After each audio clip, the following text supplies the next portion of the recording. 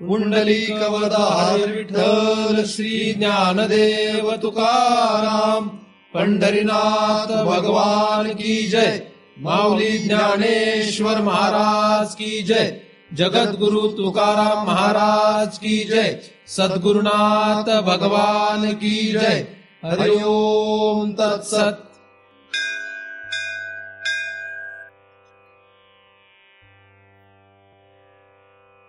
ध्यानमूलम गुरुमूर्ती, पूजामूलम गुरुपदम, मंत्रमूलम गुरुवाक्यम, मुक्तिमूलम गुरुकृपा। ब्रह्मेवाहम अहम ब्रह्म न चाहम ब्रह्मणा पृथक्, नाहम देहो न मे देहा केवलहम सनातन। या ठिकाणी आपण सर्वजण नेहमीप्रमाणे दृश्य विवेक या ग्रंथाचा अभ्यास करण्यासाठी एकत्रित जमलेलो आहोत। 26व्या श्लोकाचा आपण अभ्यास करीत आहोत। स्वानुभूती रसाविषात दृश्य शब्दा उपेक्षतु निर्विकल्प समाधी स्यात् निवातस्थित दीपवत। निर्विकल्प समाधी ही योग मार्गाने जी प्राप्त केली जाते ती, आणि ज्ञान मार्गामध्ये जी निर्विकल्प समाधी अपेक्षित आहे ती, यामध्ये फरक आहे हे साधारणपणे लोकांना माहीत नाही। आणि जे लोक वेदांत या शास्त्राचा अभ्यास करतात त्यांचा सुद्धा काही लोकांचा हा गैरसमज आढळून येतो की ह्या समाधी एकच आहेत। चांगले चांगले म्हणविणारे किंवा मोठमोठे समजले जाणारे जे महाराज लोक आहेत त्यांनी सुद्धा या समाधींना एकच समजलेलं आहे, ही मात्र फार कठीण गोष्ट आहे। त्यामुळे साधारण माणसांना हे कळून घेणं अवघड नक्कीच आहे। जे लोक संसारामध्ये मग्न आहेत किंवा जे संसारामध्ये रममाण आहेत अशा लोकांचा हा विषय खरंच नाही। कारण की जिथे खूप अभ्यास करून मोठमोठे महाराज झाले त्या लोकांना जिथे त्यातला भेद, त्यातला फरक लक्षात येत नाही, तिथे संसारामध्ये रममाण असणाऱ्या माणसांना हे कळेल असं म्हणता येत नाही। पण तरी सुद्धा भगवंताच्या कृपेने म्हणा किंवा उत्कृष्ट असणाऱ्या, श्रेष्ठ असणाऱ्या एखाद्या सद्गुरूंच्या कृपेने म्हणा, एखाद्या साधकाला जर हे लक्षात आलं तर चांगलीच गोष्ट आहे। नुसतं माहिती होऊन उपयोग नाही, की खरंच तसं आहे का याचा शोध घेणं गरजेचं आहे, याचा अभ्यास करणं गरजेचं आहे। कारण की जेव्हा एखाद्या प्रश्नावर आपल्यासमोर 2 उत्तर असतात तेव्हा त्यातलं उत्तर योग्य कुठलं हे शोधणं किंवा यावर विचार करणं हे खरं तर अवघड काम असतं। परंतु त्याच्यावर सारासार विचार करून जर उत्तर एखादं आपण पक्क केलं की हे उत्तर बरोबरच आहे तर त्यामध्ये खरी अभ्यासाची गंमत आहे किंवा त्याच्यातच खरा कस दिसतो। नाहीतर फक्त कोणीतरी काही म्हणालंय आणि म्हणून आपण ते मानलं आणि आपण मग हो म्हणालो तर ते बरोबरच असेल का नसेल यावर शंका आहे। कारण की फक्त श्रद्धा जी आहे ही श्रद्धा आपण ठेवून एखाद्याने सांगितलं म्हणून आपण ते ऐकायचं, त्याला काही खरा अर्थ नसतो।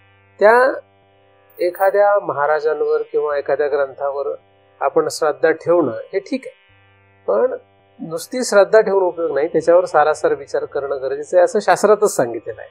पण शास्त्र असं कधीच म्हणत नाही की तुम्ही हे हो म्हणा आणि करा, असं म्हणत नाही। शास्त्रामध्ये, वेदांत शास्त्रामध्ये तरी सारासार विचार करणं ही पहिलीच पायरी आहे। वेदांत ग्रंथाची सुरुवातच कुठून होते? विचार, सारासार विचार। सारासार विचार हीच वेदांताची पहिली पायरी आहे। त्यामुळे उलट वेदांत हे शास्त्र जे आहे हे कधीही तुम्ही असंच एकदम लगेच पालन करा किंवा असं म्हणत नाही, त्याच्यावर विचार करायला सांगतं। हे असं आहे का, असं योग्य विचार करायला सांगतं किंवा चूक बरोबर याचा विचार करायला सांगतं। त्यामुळे वेदांत शास्त्र हे उत्कृष्ट शास्त्र आहे। हे शास्त्र काही विनाकारणच कोणीतरी काही म्हणालं म्हणून आपण त्याचा अवलंब करावा किंवा ते पाळावं असं सांगणारं शास्त्र म्हणजे वेदांत शास्त्र नाही। तर मी जरी काही म्हणालो तरी तुम्ही लगेचच ते ऐकायला पाहिजे असं काही नसतं। माझ्यावर श्रद्धा असणं किंवा माझ्यावर एक विश्वास असणं हा भाग निराळा आहे। आणि अधिक त्याच्यामध्ये काय कशाची गरज आहे, वेगवेगळ्या ग्रंथाच्या आधाराने म्हणा किंवा आपल्या स्वतःच्या तपस्येवर म्हणा त्याचा विचार करणं गरजेचं आहे। कारण जेव्हा गुण जुळत नाही तेव्हा विचार जुळत नाहीत, जेव्हा गुण जुळत नाही तेव्हा विचार जुळणार नाही, विचार जुळले नाही तर क्रिया जुळत नाही, आणि क्रिया जुळली नाही की तिथे फारकत तयार होते। म्हणून ज्यांचे गुण समान असतात त्यांचे विचार जुळण्याची शक्यता असते. त्यांचे विचार समान असतात त्यांच्या क्रिया जुळण्याची शक्यता असते. आणि ज्यांच्या क्रिया जुळण्याची शक्यता असते त्यांच्यामध्ये पुढे एकत्रित किंवा एकत्र राहण्याची शक्यता असते. म्हणजे त्यांचं जुळण्याची शक्यता असते. तर आपण व्यवहारातही असंच पाहतो की आपलं आणि कोणाचं जमतं आणि आपल्याला कोणाचं जमत नाही. तर ज्यांचा गुण आपल्याशी जुळत नाही त्यांचं आपलं जास्त जमत नाही. बऱ्याच वेळा आपल्याला असं लक्षात येतं की एखाद्या माणसासोबत आपल्याला बराच वेळ किंवा बराच काळ राहावं लागतं. आता गुण जुळत नसतात, वादविवाद होतात, भांडणं होतात, पण ते राहावं लागतं. तर पूर्वीचा काहीतरी तसा गुण जुळलेलेच असतात कधीतरी. जरी या वेळेस ते अशी भांडणं म्हणा किंवा तफावत निर्माण होत असेल तरी सुद्धा ही काय आहे, ही आत्ता निर्माण होणारी आहे, त्याला काहीतरी कारण असतेच. पण पूर्वी कधीतरी गुण जुळलेले आहेत म्हणून त्याच्या संबंधाने आपल्याला ते भोगावं लागतं. तर व्यवहारात सुद्धा कधी समान गुण नसतील, समान विचार नसतील, समान क्रिया नसतील तर पटवून घेणं जरा अवघड असतं. समान गुणेषु व्यसनेषु सख्यम असं एक सुभाषित आहे. तर हे त्यासाठीच लिहिलं गेलेलं असावं की जुळलं पाहिजे. त्याचप्रमाणे जेव्हा आपण वेदांतामध्ये किंवा कुठल्याही परमार्थातल्या कुठल्याही शास्त्राकडे वळतो, त्या शास्त्राचा आपण अभ्यास करतो, तेव्हा त्या शास्त्राचे काही गुण आहेत, त्या शास्त्राची स्वतःची काहीतरी एक बैठक आहे. तर हे जे गुण आहेत हे गुण आणि आपले गुण जुळले पाहिजे. आपल्या गुणाशी त्या शास्त्राचे गुण जुळले तर शास्त्राचा विचार आपल्याला कळणार आहे. आणि शास्त्राचे विचार आणि आपले विचार जुळले तर शास्त्राने जी काही क्रिया जशा प्रकारे सांगितली असेल ती आपल्याला करता येणार. आणि मग त्याप्रमाणे आपल्यात त्यांच्यात तफावत होणार नाही. मी शास्त्र हे जसं व्यवहारामध्ये एक माणूस आणि दुसरा माणूस असं धरतात, त्याप्रमाणे शास्त्र आणि आपण असं आपण धरतोय. त्यामुळे ज्या शास्त्राशी जुळतं तो त्या शास्त्राप्रमाणे क्रिया करतो. एखाद्याला जर अमावस्येला काहीतरी काळ्या देवीची पूजा करावी असं वाटत असेल किंवा काळीच देवी असेल असं काही नाही, कुठली देवी असो, तर एखाद्या देवीची पूजा करावी असं वाटत असेल किंवा एखादं हत्या करावी असं वाटत असेल, म्हणजे बळी द्यावा असं वाटत असेल, आता त्याला तसं का वाटतं करावं, ते कुठल्या तरी शास्त्रात सांगितलेलंच आहे. मग ते जारण मारण असेल किंवा कुठलं तरी असेल जे अभद्र शास्त्र आहे त्याला आपल्याकडे मान्यता नाही. पण अशा या अभद्र शास्त्राकडे पण माणसं का वळताना दिसतात मग किंवा हे जातात का? कारण त्यांचे गुण जुळतात, त्या शास्त्राचे त्यांचे गुण जुळतात. म्हणजे एखादा मांत्रिकाकडे जातो, एखादा तांत्रिकाकडे जातो, देवऋषाकडे जातो. तुम्ही पण गेले असाल कुठेतरी देवऋषाकडे कधी ना कधी काही ना काही कारणाने, तर तुमचे कुठे ना कुठे काहीतरी गुण जुळल्याशिवाय जाणार नाही का? इथे बसलेले जवळजवळ सगळेच जाऊन आले असतील देवऋषाकडे एकदा तरी. म्हणजे पोरीचं लग्न जुळत नाही, पोराचं लग्न जुळत नाही, पोराचं नोकरी लागत नाही किंवा काय काय तुमच्या अडचणी असतील, त्या कुठल्या कारणाने गेले असेल माहित नाही, पण हे का जुळतं? ते शास्त्र त्याचं काहीतरी जे असेल त्याप्रमाणे ती माणसं असतात, त्याप्रमाणे आपले विचार झाले की आपण अपमत त्यांच्याकडे जातो, आहे की नाही? तर हे अपमतच होतं, त्याला काही करता येत नाही. एखाद्या माणसाने माळ घालणं, विनाकारण मनुष्य माळ घालू शकत नाही, कोणी माळ घालू शकत नाही. माळ घालण्यासाठी फार बळ लागतं, अंगामध्ये धैर्य लागतं, अनंत जन्माची तपस्या असावी लागते, तेव्हा तो एखादा मनुष्य गळ्यामध्ये माळ घालतो. म्हणजे माळ घालणं म्हणजे सर्वस्व आहे किंवा माळ घालणं म्हणजे सर्वश्रेष्ठ आहे असं मला म्हणायचं नाहीये. कुठली गोष्ट उदाहरण आहे की माळ घालणं, एखाद्या माळ घालायची असेल तर तो विनाकारण कोणी माळ नाही घालूच शकत नाही. कोणी काय घालू शकत नाही? त्याचं कारण काय आहे? त्याचं कारण त्याला अनेक जन्मांची तपस्या त्याच्या पाठीमागे असते. तो जीव जो आहे तो अनेक क्रिया करत करत करत गतिमान आहे, त्यामुळे तो काही सहज मी म्हटलं म्हणून हा चला माळ घाल असं घालता येत. आणि एखाद्याला घालायची असेल तुम्ही त्याला किती अडवलं तरी तो घालणारच आहे. त्याच्या आईबापाने जरी म्हटलं एखाद्या पोराच्या आईबापाने त्याला जर म्हटलं तू माळ घालू नको, तरी ते पोरगं माळ घालेल. कारण आजच मला एक मनुष्य असं भेटला की त्याचे आईबाप म्हणत होते कशाला माळ घालतो विनाकारण, पण त्याने घातली माळ. म्हणजे आईबापाची इच्छा माळ नाही घालायची, माळ घालू नको, पण पोरांनी माळ घातली. आणि आपल्याकडे काही वेळेस असं होतं की आपल्या आईबापाची इच्छा असते माळ घालायची, पण पोरं घालीत, असं पण होतं, म्हणजे उलट पण होतं. तर ते प्रत्येक जीव हा एक विशिष्ट पद्धतीने क्रिया करत करत अनंत जन्म अनंत प्रकारच्या शरीरामध्ये फिरत असल्यामुळे आणि तशा प्रकारच्या क्रिया करत असल्यामुळे त्याचे काय होईल हे सांगता येत नाही, जुळेल का नाही हे सांगता येत नाही.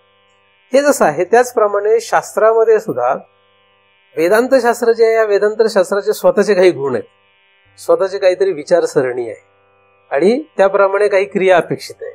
त्या तिथपर्यंत होऊ शकत नाही जिथपर्यंत आपले गुण त्याच्याशी जुळणार नाही. तर वेदांत शास्त्राला काय लागतं, तर पहिल्या पायरीपासून शेवटच्या पायरीपर्यंत ती विचारसरणी बदलत जाते. पहिल्या पायरीपासून शेवटच्या पायरीपर्यंत ते गुण बदलत जातात. जसं सुरुवातीला सत्वगुणाची गरज असते, मग ते सत्वगुणाला हळूहळू त्याचा विचार सोडत आपल्याला पुढे शुद्ध सत्वगुणाकडे जावं लागतं. मग त्याचा विचार सोडत आपल्याला गुणातीत व्हावं लागतं. ही काय आहे, एक प्रक्रिया आहे. म्हणजे एकदमच असं काही आपल्याला गुणातीत होता येणं शक्य नाही. पण सत्वगुणाची साधारणपणे अपेक्षा करून पुढे शुद्ध सत्वगुण आणि मग पुढे गुणातीत अशा पद्धतीने आपल्याला प्रवास करता येऊ शकतो. त्यासाठी आपल्याला ज्या अंगामध्ये धैर्य लागतं, हे धैर्य आपणा सर्वांकडेच येणं अपेक्षित आहे. भगवंत आपणा सर्वांवरच कृपा करोत, परमपूज्य सद्गुरू आपणा सर्वांवरच कृपा करोत, अशी त्यांच्या चरणी प्रार्थना करतो. 26व्या या श्लोकाचा आपण अभ्यास करीत आहोत. 27व्या श्लोकाकडे जायला पाहिजे असं काही लोकांना वाटतही असेल, मलाही तसं वाटतंय खरं. पण 26व्या श्लोकातले शब्द पण काही दिसत आहेत की जे आपल्याला आपण खरं तर जास्त विचारात घेतलेलं नाहीत असं वाटतंय. म्हणजे शेवटचा जो भाग आहे हा निवात स्थित दीपवत हा विषय आपण कदाचित ओझरताच पाहिलेला आहे मागील वेळेस. त्याच्या मागच्या भागामध्ये म्हणजे मागच्या चरणाचा विचार आपण केलेला आहे. पण या चरणामध्ये म्हणजे दुसऱ्या चरणामध्ये जे शेवटचे शब्द आहेत त्याचा आपल्याला थोडा विचार करणं मला तरी आता या ठिकाणी गरजेचं वाटतंय. म्हणून 26व्या श्लोकावरच आपण आज थोडा विचार पुन्हा करणार आहोत. स्वानुभूती रसावेश हा जो आहे हा अत्यंत उत्कृष्ट असणारा असा अभ्यास आहे, किंवा हा अभ्यास म्हणजेच परमार्थाची सांगता आहे. ज्यावेळेस स्वानुभूती रसावेश होतो तेव्हा परमार्थ संपतो. तिथपर्यंत परमार्थ आपल्याला करावा लागतो. परमार्थ कधी संपतो? स्वानुभूती रसावेशात परमार्थ संपतो. तिथेच निर्विकल्प समाधी आहे. निर्विकल्प समाधी कुठे आहे? तिथेच निर्विकल्प समाधी आहे आणि तिथेच सविकल्प समाधीचा बाध आहे. म्हणजे सविकल्प समाधीचा या ठिकाणी जो आपल्याला दुसऱ्या भागामध्ये पहिल्या चरणाच्या विषयी सांगण्यात आलेला आहे, म्हणजे त्याची उपेक्षा करणं अपेक्षित. हे जे सांगितलेले आहे स्वानुभूती रसावेशाच्या प्राप्तीने आहे. कारण आपण दोन्ही भागाने विचार करत असतो, म्हणजे असं पण आणि असं पण. आपण काय करतोय? दोन्ही भागाने विचार करतोय. म्हणजे शब्दानुवित दृश्यानुवित समाधीची उपेक्षा करून स्वानुभूती रसावेश, आणि उलट स्वानुभूती रसावेशाच्या साह्याने या दोन समाधीची उपेक्षा. आपल्याला दोन्ही मान्य आहे. म्हणजे हे कसं आहे, कारण काही लोकांना असा क्रम वाटू शकतो. बऱ्याच वेळा असं होतं की या क्रमानेच जायला पाहिजे असा काहींचा हट्ट असतो की नाही असाच क्रम पाहिजे, म्हणजे असं उलट करायचं नाही. जसं की पहिल्यांदा विवेक, मग वैराग्य, मग शमदम षट संपत्ती, असा क्रम शास्त्रात आहे. तो योग्य पण आहे, अयोग्य पण त्यांना म्हणत नाही. पण काही वेळेस असं पण होऊ शकतं की एखाद्याला वैराग्य आलं म्हणून त्याचा विवेक वाढला, असं पण होऊ शकतं नाही का? किंवा एखाद्याला मोक्षेच्छा कळली म्हणून त्याची शमदम षट संपत्ती त्याच्याकडे आली, असं पण होऊ शकतं. म्हणजे त्याला एकदमच कोणी नाही म्हणू शकत नाही. जरी क्रम हा योग्य दिसत असला तरी सुद्धा त्याच्या उलट सुद्धा आपण काही नाही म्हणणार नाही, किंवा आपल्याला त्याला नाही म्हणायलाच पाहिजे असं गरजेचं नाही. तर उलटही आपल्याला मान्य आहे. फक्त त्याचा कशाचा परिणाम जास्त, म्हणजे विवेक करून वैराग्य मिळवल्याने परिणाम जास्त होईल, म्हणजे फल योग्य किंवा जास्त लवकर मिळेल का वैराग्य लक्षात आल्यानंतर विवेक जास्त वाढला तर जास्त लवकर फल मिळेल, हे काही आपल्याला अभ्यासण्याची गरज नाही. म्हणजे त्याच्यावर एवढा आपण विचार करण्याची गरज नाही. आपल्याला महत्वाचा विषय की आपल्याकडे आली ना ती संपत्ती म्हणजे झालं, म्हणजे वैराग्य विवेक ही संपत्ती प्राप्त झाली म्हणजे झालं, हा आपला विषय आहे. त्याचप्रमाणे दृश्य आणि शब्द या दोन प्रकारच्या समाधी ज्या आहेत, या समाधीची प्राप्ती आणि त्याची उपेक्षा ही घडली म्हणजे झालं. स्वानुभूती रसावेश प्राप्त झाला म्हणजे झालं. मग असं करून हो की असं करून हो, किंवा ते दोन्ही समांतर रीतीने हो, त्याने काही फरक पडत नाही. जसं एखाद्या माणसाला जेवण करायचंय, आता अन्न खायचंय, म्हणजे अन्न खायचं म्हटल्यानंतर काय करावं लागतं? आता भूक लागली म्हणून अन्न कमवायला गेला असं म्हणा, किंवा अन्न कमवल्यामुळे तो अन्न खाऊ शकला म्हणा. म्हणजे भूक लागल्यानंतर मनुष्य कामाला जातो का? नाही, तो कामाला जातो नंतर भूक लागते त्याला. काम केल्याने भूक लागते का? म्हणजे काम जर एखाद्याने केलं आणि मग भूक लागते असं म्हणता येईल का? उलट म्हणता येईल की भूक लागावी म्हणून तो काम करतो, त्याने काही होत नाही. असं म्हटलं काय, असं म्हटलं काय, त्याने काही फरक पडत नाही. म्हणजे काम करायला गेला आणि म्हणून जेवण केलं त्याने, किंवा जेवण करायचं होतं म्हणून तो कामाला गेला, असं दोन्ही बाजूने म्हटलं तरी फरक काहीच पडत नाही, नाही का? आपण कामाला कशाला जातो? जेवण करायचं असतं म्हणून असं म्हणता येतं. एक भाग जेवण करायचं असतं म्हणून कामाला गेलो, एक भाग, किंवा कामाला गेलो म्हणून जेवण करू शकलो असंही म्हणता येतं. म्हणून त्याने असं उलट असं म्हटलं काय ना असं म्हटलं काय त्याने काही फरक पडत नाही. दोन्ही विचारामध्ये काय आहे, जेवण पण आहे आणि काम करणे पण आहे. म्हणजे काम करणं हे पण सुटलं नाही आणि जेवण करणं हेही सुटलं नाही, दोन्ही झालंच. म्हणजे भूक लागली म्हणून जेवण बनवलं आणि जेवण बनवलं म्हणून जेवलो. दोन्हीपैकी काय बरोबर आहे? दोन्ही बरोबर आहे.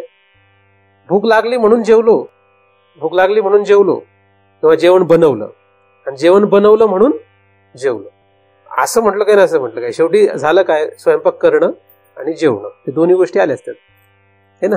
इकडून बघितलं काय आणि इकडून बघितलं काय, दोन्ही येणं गरजेचं आहे. त्याचप्रमाणे इथे सुद्धा काय, स्वानुभूती रसावेश प्राप्त झाला आणि मग दृश्यानुवित शब्दानुवित समाधीची उपेक्षा झाली असं झालं तरी चालतंय, किंवा दृश्यानुवित शब्दानुवित समाधीची उपेक्षा केली आणि स्वानुभूती रसावेश आला असं म्हटलं तरी चालतंय, ठीक नाही. कारण दोन्ही वेळेस काय होणार आहे, स्वानुभूती रसावेश येणारच आहे आणि दृश्यानुवित शब्दानुवित समाधीची उपेक्षा होणारच.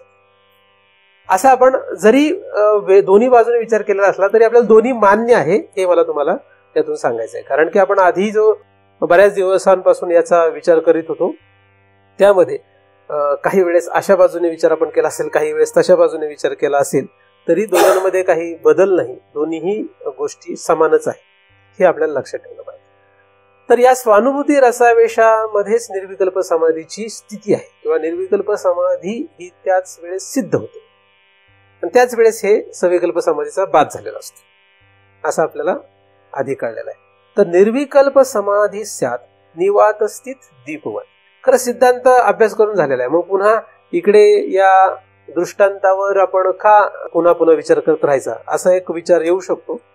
पण या चरणामध्ये जर अर्धा भाग चरणातला अर्धा भाग जर एक दृष्टांत सांगितलं असेल तर त्याच्यावर आपल्याला विचार करायला काही हरकत नाही. निवात स्थित दीपवत. आता निवात स्थित दीपवत याचा आपण विचार करणार आहोत. तर दीप म्हणजे दिवा हे आपल्याला माहित आहे. दिवा जळण्यासाठी काय लागतं?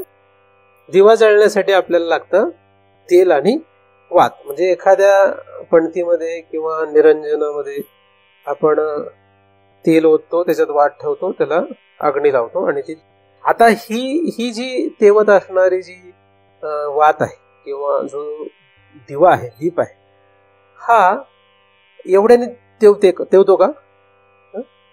त्याला लागतो ऑक्सिजन म्हणजे प्राणवायू. म्हणजे लागतो सोप्या भाषेमध्ये, ज्याला ऑक्सिजन नाही माहिती, प्राणवायू नाही माहिती, त्याच्या भाषेमध्ये काय लागतं, त्याला हवा लागते. हवा जर नसेल तर दिवा जगेल का? दिवा जगेल का? दिवा काय होईल? विझून जाईल. म्हणजे हवा जर नसेल तर दिवा विझून जातो. पण तरी इथे असं म्हटलं की निवात. वात म्हणजे वारा. आता निवात म्हणजे वारा नसलेली जागा. मग आता निवात स्थित दीप म्हटलंय म्हणजे जरा अडचण तयार होते ना. वरवर जर बघितलं तर काय होतं, आपल्याला दिवा जर तेवत ठेवायचा असेल तर वाऱ्याची अपेक्षा आहे. हवा जर नसेल तर दिवा राहत नाही, है की नाही. दिव्यावर जर काचेचं भांड उपडं ठेवलं तर तो दिवा विझताना आपल्याला दिसतो. हे तुम्ही शाळेमध्ये प्रयोग केला असेल, है की नाही. काय केलं जातं, एका दिव्यावर काचेचं पात्र उलट ठेवायचं, म्हणजे त्याने काय होतं, दिवा विझतो. असा प्रयोग केला का तुम्ही शाळेमध्ये? केला आहे. त्याच्यामध्ये काय असंच केलं होतं का? तो दिवा विझतो. काय विझतो? तिथला आतले ऑक्सिजन संपतो, तिथली हवा संपतो. हवा जर नसेल तर दिवा टिकत नाही. म्हणजे दिवा जर आपण जिथे वारा नाही म्हणजे आकाश तत्वामध्ये, वायू तत्वाच्या वर जाऊन जर आपण दिवा लावला तर लागेल का तिथं? तो नाही लागणार नाही तिथे. कारण इथेच आपण प्रयोग करून बघितलाय की तो वायू जर त्याला ऑक्सिजन नसेल तर तो टिकणारच नाही. हे आपल्याला माहित आहे. आपल्याला काही लगेच वर जायचं नाही, तिकडचा विषय नाही. आपल्याला इकडचा विषय आहे की वारा पाहिजे. काय पाहिजे? वारा पाहिजे. पण इथे म्हटलं निवात. निवात म्हणजे वारा नसलेली जागा. वारा नसलेल्या जागेवरचा दीप असं म्हटलं तर कदाचित विपरीत अर्थ आपल्या गळ्यात पडेल. म्हणून आपण त्याला तसं न घेता आपण काय घेतोय, वाहणारा वारा आपण निवात स्थित म्हणजे काय, ज्या ठिकाणी वारा निवांत आहे. निवात म्हणजे एकदमच ज्या ठिकाणी वाराच नाही असं नाही, तर ज्या ठिकाणी निवांत वारा आहे. काय आहे, निवांत आहे म्हणजे वारा वाहणारा नाही. निवांत वाऱ्याच्या ठिकाणी ठेवलेला दिवा, असं आपल्याला त्याचा दृष्टांताला धरणं गरजेचं आहे किंवा तसं धरायला पाहिजे. तर निवांत ठिकाणी असणारा जो वारा आहे त्या ठिकाणी आपण जर दिवा चेतवला तर तो कसा राहतो, स्थिर. म्हणून आपण देवघरामध्ये जर वारा येण्याची शक्यता असेल तर त्या ठिकाणी आपण त्या दिव्यावर एक काच वगैरे ठेवतो. म्हणजे काय होतं की त्या काचेला वारा धडकतो आणि आतमध्ये जो वारा आहे तो मात्र शांत स्थिर राहतो. म्हणून आतला जो त्या काचेच्या आतमधला जो भाग आहे तो जो वारा आहे तो निवात आहे. तो काय, तो निवात आहे, तो निवांत आहे. तो काय, तो निवांत असलेला वात आहे. म्हणजे तो वाहणारा किंवा एकदमच इकडे तिकडे फेऱ्या मारणारा अशा प्रकारचा वारा नाहीये की जेणेकरून ती ज्योत जी आहे ती फडफडणार नाही किंवा ती ज्योत विझणार नाही. अशा प्रकारचा तो शांत स्थिर वारा आहे. अशा प्रकारचा दिवा आपण सगळ्यांनी बघितलेला आहे. अशा प्रकारचा दिवा पाहायला पाहिजे की तो कसा असतो. तो कसा असतो, एकदम शांत असतो, स्थिर असतो, पण तो विझलेला नसतो. शांत स्थिर विझलेला नाही.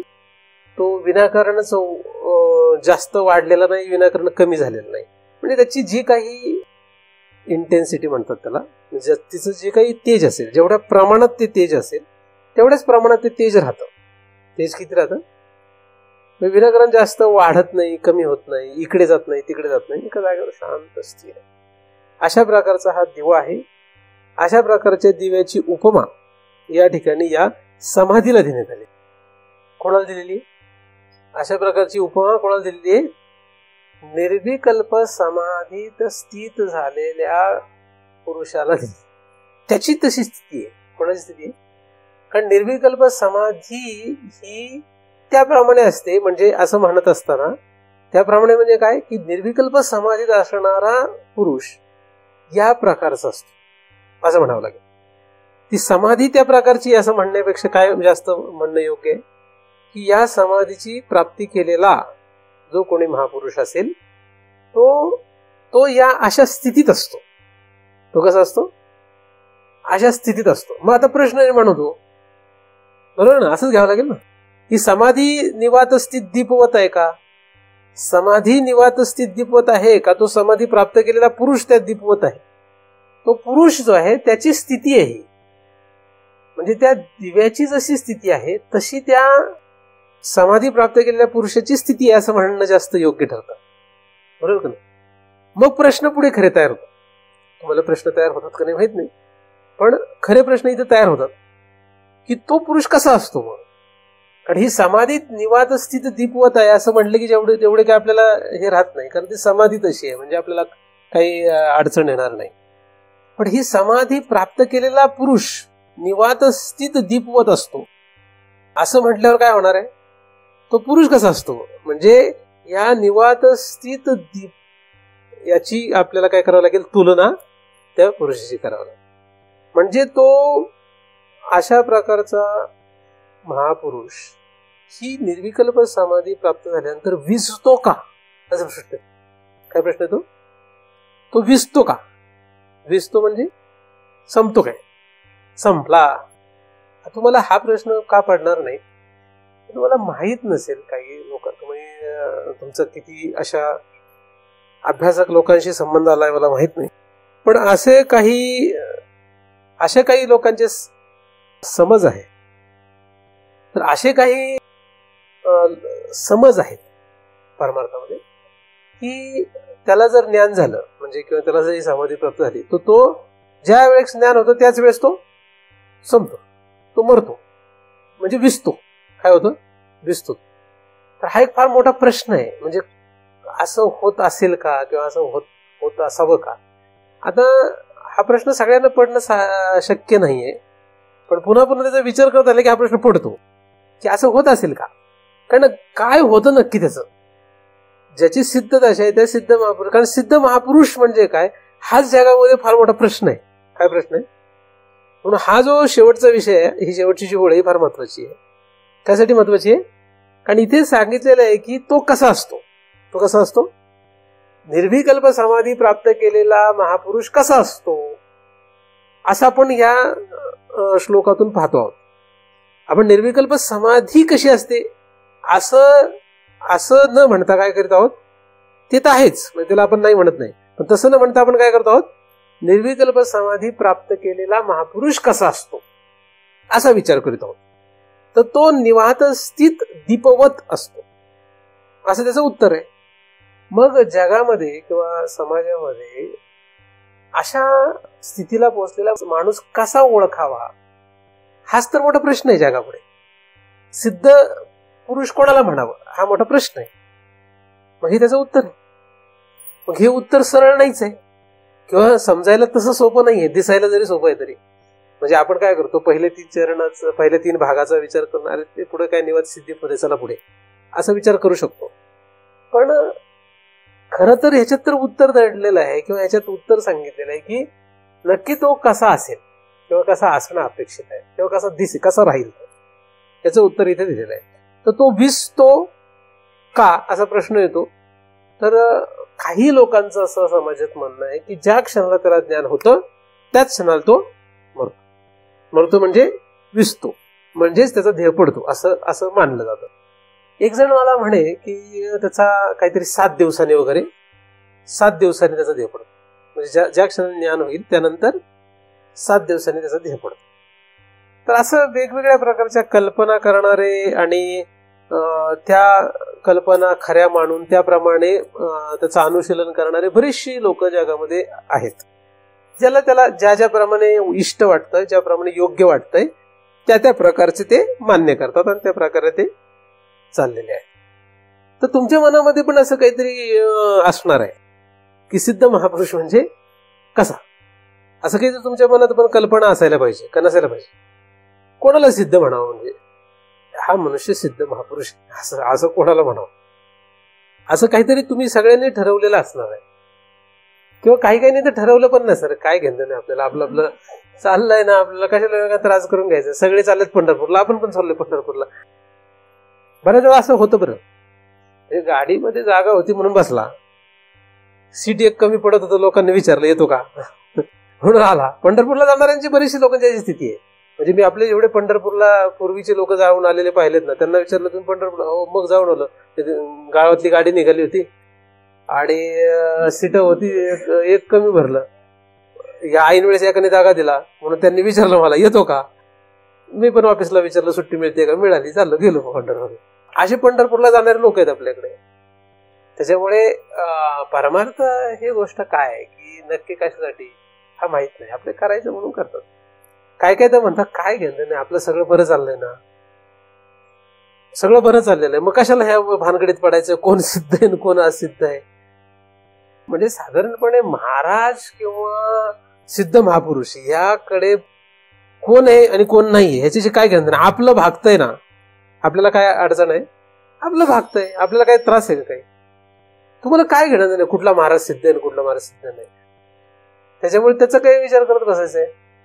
बरं, एखाद्याचे आपण शहानिशा करायला काय आपल्याला, काही लोक मग जर असे विचार जरी करू लागले, असा एखादा विचार जरी करू लागला तर तुम्हाला ते म्हणणार की तुला काय हाच उद्योग आहे का, तू कशाला कोणाच्या बारबानकडे करत बसलायस, है ना, कशाला चौकशा करतो, असं पण विचारतो. तो एक अभ्यासाचा भाग आहे, तिरस्काराचा प्रश्न नाही. ते अभ्यासाचा एक भाग आहे की हा सिद्ध आहे का हा सिद्ध आहे असा आपला विषय नाहीये. आपला विषय सिद्ध कसा असतो असा आपला विषय. म्हणजे मी काही आता हा महाराज सिद्ध का तो महाराज सिद्ध, कोण महापुरुष आहे, कोण मुक्त आहे, हे याचा विचार नाही सांगत आहे. मी हे सांगतोय की मुक्त कसा असतो किंवा कसा असायला पाहिजे हे आपण या श्लोकाच्या या भागातून शोधण्याचा प्रयत्न करतो की कसा असणं अपेक्षित होतं. आणि जिथपर्यंत तो आपल्याला प्रश्नच नाही तिथपर्यंत त्याचं उत्तर कोण शोधणार आहे. देशाचा पंतप्रधान कसा असतो असा तुम्हाला प्रश्नच नसेल तर तुम्हाला मी जर तुम्हाला 1 तास जरी प्रवचन दिलं की देशाचा पंतप्रधान असा असतो तर तुम्हाला उपयोग काय त्याचा. आता आपल्याला देशाच्या पंतप्रधानाविषयी माहित आहे. मी लहान जेव्हा होतो त्यामुळे पंतप्रधान म्हणजे काय हे मला काही घेणं देणं पण नव्हतं आणि मी छान जगलो. मला काही कोणी सांगितलं नाही, कुठल्या मास्तरांनी शिकवलं नाही की पंतप्रधान असा असतो. तुम्ही पण काही शिकले होते का? एकदम खेडेगावामध्ये जो नांगर धरतो किंवा कुळव धरतो किंवा आपल्या शेतीच्या कामामध्ये मग्न आहे, त्याला जाऊन तू म्हटले जरा थांब, हे तुझं बाजूला ठेव, तुला मी 1 तास हे शिकवणार देशाचा पंतप्रधान कसा असतो, तर तू काय ऐकणार? मग त्याला जर तुम्ही समजावून जरी सांगितलं, अरे बाबा तू त्याच देशात राहतोयस, तू ज्या देशात राहतो त्या देशाचा पंतप्रधान कसा असतो हे तुला मी शिकवणार आहे, तू ऐक. तो ऐकेल का? तरी ऐकेल का? तुम्ही कसंही त्याला सांगा, तो ऐकेल का? फारच तुम्ही जर त्याला आग्रह केला आणि खूपच त्याच्या आरेरावी त्याच्यावर करायला लागले तर तो काय करेल? बैलाच्या अंगावर वापरायच्या ऐवजी आपल्याच अंगावर आसूड वापरेल है ना. तो म्हणेल आता इथलं चालता होतो का नाही, तू काय त्याला घेणं देणं नाही. तर प्रश्न जो आहे तो कोणाला पडतो त्यालाच उत्तराची खरं अपेक्षा आहे, त्यालाच खरं गरज आहे त्याची, आणि त्याला सांगण्याचा अर्थ असतो. तसं परमार्थामध्ये सुद्धा ज्याला सिद्ध दशा म्हणजे सिद्ध अवस्थेला असलेला महापुरुष कसा, कोण, काय असतं नक्की त्याची स्थिती, हे त्याला लक्षात घ्यायची गरज नाही वाटत. तो कारण त्याच्या जसं व्यवहारातला मनुष्य त्याच्या व्यवहारामध्ये इतका मग्न आहे की व्यवहारातलाच त्याचा त्या देशाचा प्रमुख याच्याशी त्याला घेणं देणं नाहीये. त्याचप्रमाणे परमार्थामध्ये माणसं इतकी गर्क आहेत, इतकी काय झालेली आहेत, मग्न आहेत परमार्थामध्ये, की त्यांना परमार्थातला हा पंतप्रधान कसा असतो याच्याशी काही घेणं देणं नाही. मग त्याला एखाद्या सांगायला जर लागला तो मला काही घेणं नाही, माझं मी नामस्मरण करतो ना, माझं मी यात्रा करतो, माझं मी शास्त्राभ्यास करतो, मला हे वाटतं साधन करतो, ते करतो, मला काही घेणं देणं याच्याशी, आहे की नाही. आणि एखाद्या शेतकऱ्याने जरी एखाद्या तहसीलदाराला जर जाऊन सांगितलं की देशाचा पंतप्रधान असा असायला पाहिजे, तर तहसीलदार त्या शेतकऱ्याला मारेल का नाही? म्हणजे उलट बघितलं, दुसऱ्या बाजूने बघितलं की शेतकऱ्याला खरंच वाटायला लागलं की देशाचा पंतप्रधान असा असायला पाहिजे, आणि म्हणून तो तहसीलदाराकडे गेला, तहसीलदाराला सांगितलं की देशाचा पंतप्रधान कसा पाहिजे, असा पाहिजे, असं सांगितलं तर काय होईल? तरी अडचण नसेल. म्हणजे इकडूनही अडचण आहे, इकडून पण अडचण. तसं परमार्थ करणाऱ्या एखाद्या मनुष्याने सिद्धपुरुष असा असायला पाहिजे असं सांगायचा प्रयत्न केला तर ते लोक म्हणतील हा बावळट आहे, काही याच्या नादी लागतं, असं पण होईल. त्यामुळे जरा गमतीचाच खरा विषय आहे. असो, आपल्याला माहीत असायला पाहिजे की सिद्ध दशा कशी असते किंवा सिद्ध महापुरुष कसा असतो. त्यासाठी म्हणून हा अभ्यास करायला काही हरकत नाही. निवात स्थित दीपवत तो असतो. कसा असतो? निवात स्थित दीपवत. मग निवात काय आहे? निवात म्हणजे काय? बरं, दीप म्हणजे काय? दीप म्हणजे काय असतं? दीप हे कशाचं प्रतीक आहे ते, आणि निवात हे कशाचं प्रतीक? दोन काहीतरी गोष्टी आहेत ना. किंवा ती एक अवस्था आहे. अवस्था म्हणजे काय? दिव्याची न विझण्याची अवस्था, म्हणजे तेवत राहणे ही अवस्था आहे. निर्विकल्प समाधीशी जर आपल्याला त्याचा जोडायचं असेल तर तेवत राहणे एवढाच भाग, तेवत राहणे ही त्याची काय अवस्था आहे, तेवत राहणे.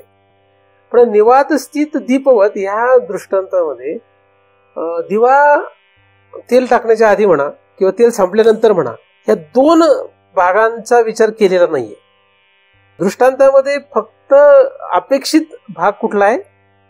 जेव्हा तो दिवा तेवत आहे तेवढंच अपेक्षित आहे, आणि तोच अखंड आहे. म्हणजे तरी एखाद्याला असं वाटेल की तो दिवा जेव्हा त्याच्यात तेल नव्हतं तेव्हा काय, आणि तेल संपलं तेव्हा काय, तर तसं नाही. तेल संपले आणि तेल टाकण्याच्या आधी या दोन्ही भागाचा विचार नाहीये. इथे फक्त एकच भाग आहे, कुठला? तेवत. तर ही तेवत असणं म्हणजे काय? आणि तेवत असणार, आता दुसरं त्यांनी शब्द वापरला निवात, म्हणजे वाऱ्याने तो तेवणं जाऊ शकतं. मग वारा म्हणजे काय? वाहणारा वारा म्हणजे काय? बरं, वारा नसला तर तो तेवत राहत नाही. तेवत राहणे म्हणजे काय? अग्नी आहे तो. काय तेवत राहणे म्हणजे अग्नी. अग्नी, दिव्याचा अग्नी जो असतो तो असा असतो, तो विशेष रूपाने प्रकट असतो. जेव्हा तो वारा येईल, जेव्हा वारा येईल तेव्हा, किंवा दिव्याचं तेल संपेल तेव्हा, किंवा दिव्याचं तेल टाकलंच नाही तेव्हा तो अग्नी कुठे जातो?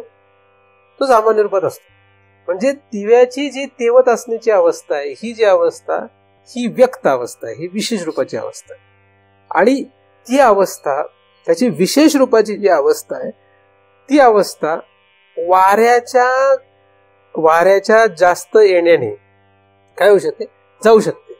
म्हणजे त्याच्यात तेल पण आहे, वात पण आहे, तरी स्वतः दिवा विझू शकतो.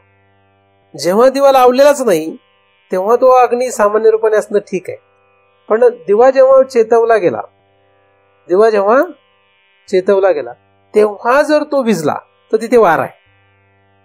जेव्हा दिवा लावला, आपण दिवा पेटवला, त्याच्यानंतर वारा जर आला तर काय झालं, तेव्हा तो विझलेला आहे.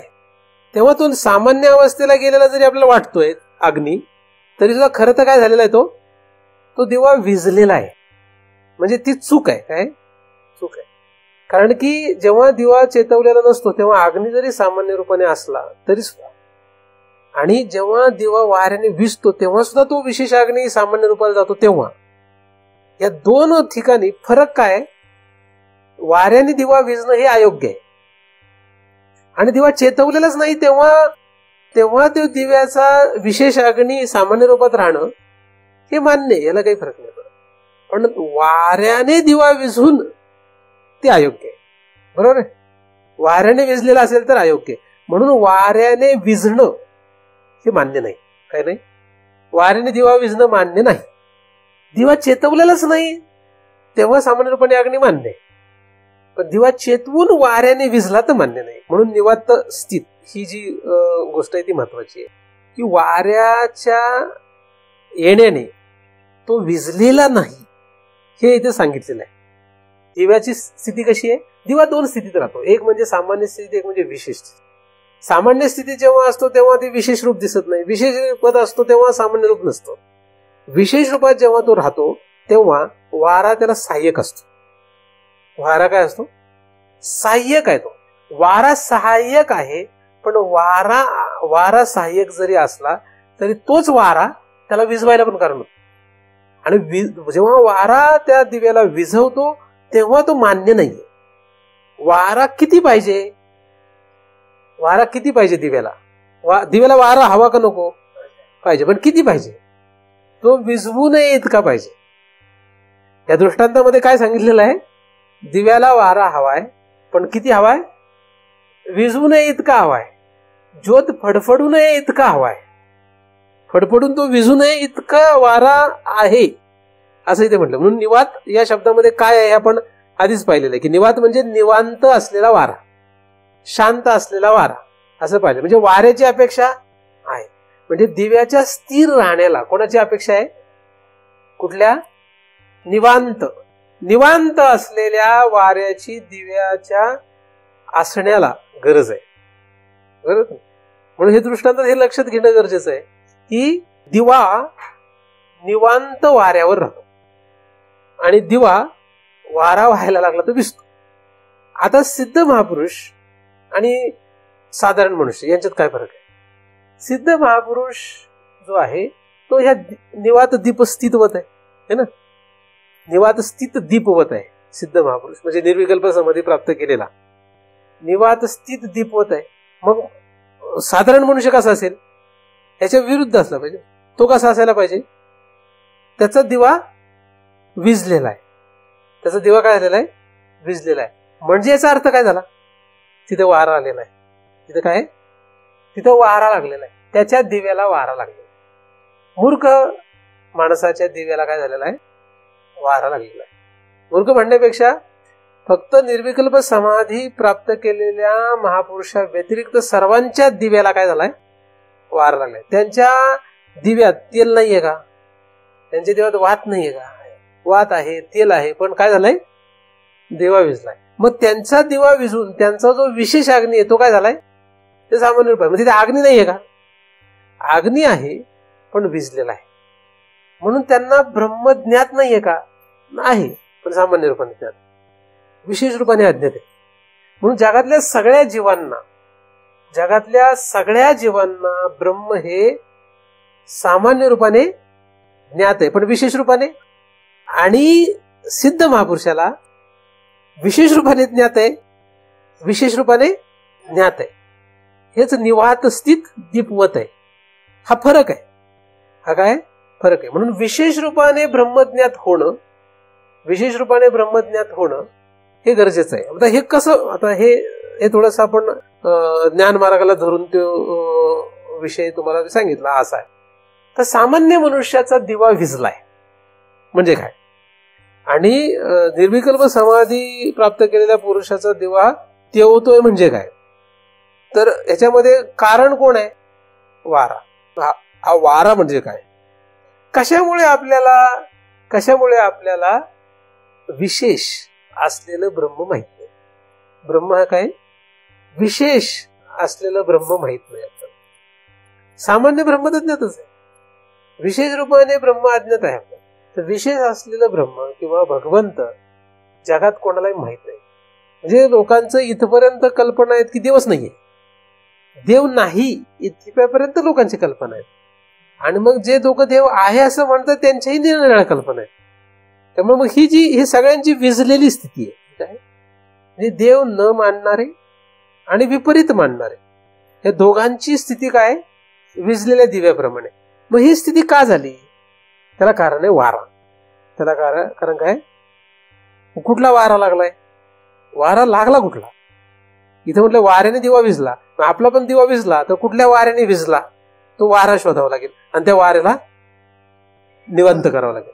त्या वाऱ्याला काय करावं लागेल, निवांत करावं लागेल. तो वारा निवांत झाला की दिवा पुन्हा पेटतो, अपमत्तेवत राहणार.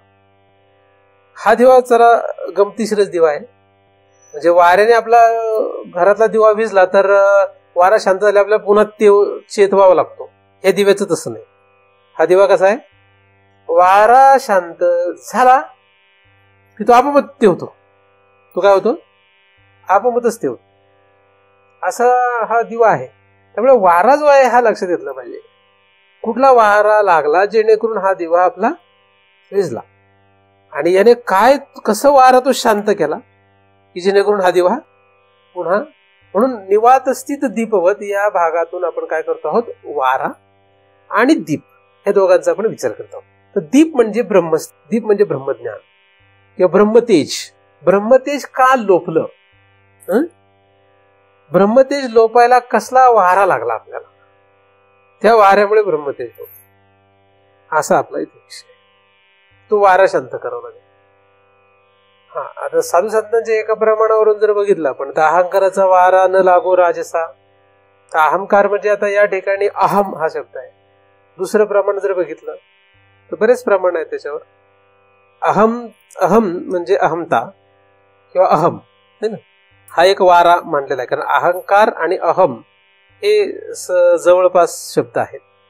त्या ठिकाणी अहंकार असा शब्द जरी वापरण्यात आलेला असला तरी तो खरं अहम असा जास्त योग्य आहे. अहंकार अयोग्य आहे असं नाही, पण अहम घेणं जास्त आपल्याला इष्ट आहे. हा, अहम ममतीची अलवड सवडी माते न पावती गवा पुढे. म्हणजे इथे पुन्हा दोन वारा सांगितले. एका ठिकाणी आधीच्या प्रमाणामध्ये अहम हा वारा आहे, आणि ह्या प्रमाणामध्ये अहमता आणि ममता हे दोन वारा आहे की त्याच्यामुळे ते मला प्राप्त होत नाही, म्हणजे ह्या स्थितीवर येत नाही. म्हणजे हा वारा संपवावा लागेल. बरं, आपलं जर तुम्ही अख्खं आयुष्य बघितलं तर आपण याच्यातच गुरफटलेलं. म्हणून एकदम साधारण माणसाला काय करावं लागेल, अहंता आणि ममता. साधारण माणसाला फक्त अहंता ममता संपवणं गरजेचं आहे. अहंता आणि ममता संपली की मग त्याचा वारा, जिथपर्यंत मम आहे, जिथपर्यंत अहम आहे, तिथपर्यंत आपला दिवा आपल्याला लक्षातच येणार नाही काय ब्रह्म, लक्षात येऊ शकत नाही. जिथपर्यंत तुम्हाला मम वाटतंय, अहम वाटतंय, तिथपर्यंत ब्रह्म तुम्ही कितीही चिंतन आहे का, कितीही तीर्थयात्रा करा, काय करायचं ते करा, लक्षात येऊच शकत नाही.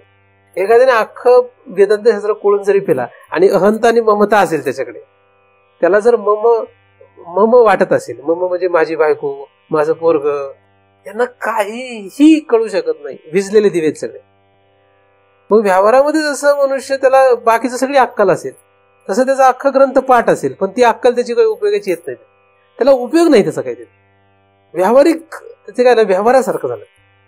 काय झालं म्हणजे एखाद्याने ग्रंथ अख्खा पाठ केला आणि तो ग्रंथ जरी जगापुढे तो उत्कृष्टपणे सांगू शकला तरी सुद्धा त्याच्यामध्ये जर अहम आणि मम असेल तर त्याला तो सिद्ध नाही. एखाद्याकडे जर वक्तृत्व शैली असेल, तो चांगल्या प्रकारे सांगू शकत असेल, जसं मी तुम्हाला चांगल्या प्रकारे सांगतो असं मी मानतो, तर नुसते ह्या वक्तृत्व शैलीवर त्याची सिद्धता ठरत नसते. माझी काही कोणाची काही. ही त्याच्यावर ठरणार नाही. अहंता आणि ममतेचं काय झालेलं आहे आतमध्ये. आता ही अहंता ममता जी आहे ही बाह्य अंगावर खरी कळत नाही. बाह्य अंगावर पण कळते, पण बाह्य अंगावर कळेलच असं नाही. बाह्य अंगावर कळतच नाही असं नाही, पण कळेलच असं पण नाही. ते कारण अहम आणि मम ही काय आंतरिक स्थिती आहे. ही कोणाकोणाची असते. पहिल्यांदा स्थूल शरीराची अहम मम स्थिती असते, नंतर सूक्ष्म शरीराची अहम मम स्थिती असते. म्हणजे त्याच्या मनात बुद्धीत काय अहम मम आहे का. कारण काहींचा अहम मम स्थूल शरीराहून लगेचच प्रकट होतो. काहींचा अहम आणि मम कुठे दिसतो, त्यांच्या स्थूल शरीराच्या वागण्यातूनच लगेच कळतो की हे अहम आणि मम मध्ये गुंतलेले आहेत आणि एकदम एकदम खितपत पडलेले आहेत असं पण लक्षात येतं. काहींचं स्थूल शरीरावरून लक्षात येत नाही, पण त्यांचं सूक्ष्म शरीरात असतं. कुठे त्याचा अहम मम कुठे असतो, अंतःकरणामध्ये त्याच्या असतं. ते स्थूल शरीरात दिसत नाही त्याचा अहम मम. तर काय वाटत नाही याला अहम मम असेल का नाही. असं वाटतं की अरे याला अहम मम नाहीच आहे काही असं वाटतं. असं त्याच्या स्थूल आचरणावरून लक्षात येऊ शकतं, असं लक्षात येईलही. पण त्याच्या अंतरामध्ये अहम मम असतो तरी तो वाराच आहे. तरी काय आहे, तरी तो वाराच. काहींचं इथे सुद्धा एकदम शिथिल होऊन जातो किंवा तो निवात होतो. तो काय होतो, तो काय होतो, कमी होतो. पण त्याच्या कारणामध्ये म्हणजे जीवावर, त्याच्या जीवात तो अहम मम असतो. कुठे असतो, जीव, त्याचा जीव असतो आणि तो लगेच वाहत नाही, तो लगेच लक्षात येत नाही. तर हा वारा आहे जो तो काय आहे, तो वाहत असतो. तो जितका वाहील तितका तुम्हाला ब्रह्मापासून तुम्ही अलिप्तात किंवा ब्रह्म तुम्हाला ज्ञात होणार नाही. जितका हा वारा अहममचा वारा जितका वेगवान आहे तितका दिवा विझलेलाच राहणार. जितका तुमचा वाहतोय. आता आपला वारा किती वाहतो अहममचा हे कोणाला कळणार. आपल्याला कळतं की आपला जीव किती बायकोत गुंतलाय, किती पोराबाळात गुंतलाय. आपलं मन, जीव तर फार नंतर, मन आपलं किती गुंतलंय. तुमचं मन किती गुंतलंय कशा कशात हे कोण सांगणार. आपल्याला कळतं की आपलं मन कोणात गुंतलेलं आहे. बायकोत गुंतलंय का, नवऱ्यात गुंतलंय का, पोरात गुंतलंय का, पोरीत गुंतलंय का, जावयात गुंतलंय का, नातवंडात गुंतलंय का, संपत्तीत गुंतलंय. आपल्याला कळतं. आपल्याला कोणी शिकवायची गरज नाही. म्हणून ह्याला काही कोणी अभ्यासक पाहिजे किंवा कोणी तपासणीस पाहिजे अशी काही गरज नाही. कोणी परीक्षक पाहिजे असं काही गरज नाही. आपल्याला कळतं. आणि लगेच आजच्या आत्ताच्या आत्ता नाही कळलं तरी काही काही प्रसंगांना कळतं. काही प्रसंगांना लक्षात की आपण फार गुंतलोय यांच्यामध्ये. तो वारा आहे. तो काय, तो वारा आहे. त्या वाऱ्याने आपल्याला ब्रह्म कळू दिलेलं नाही. दुसरं काही कारण नाहीये. आपल्याला ब्रह्म न कळायला काय, हा अहम ममतेचा वारा जो आहे तो वारा आपल्याला गुंतवणार आहे. त्याच्यामुळे आपण तिथे पोहोचू शकत नाही. एवढंच फक्त कारण आहे. एवढंच फक्त काय कारण.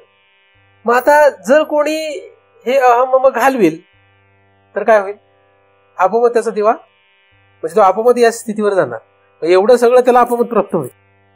म्हणजे ही स्थिती प्राप्त करायची असेल तर फक्त अहम मम घालणं. मग हे एवढं सोपं आहे का. वाऱ्याला थांबवणं एवढं सोपं नसतं, कारण तो वारा आहे.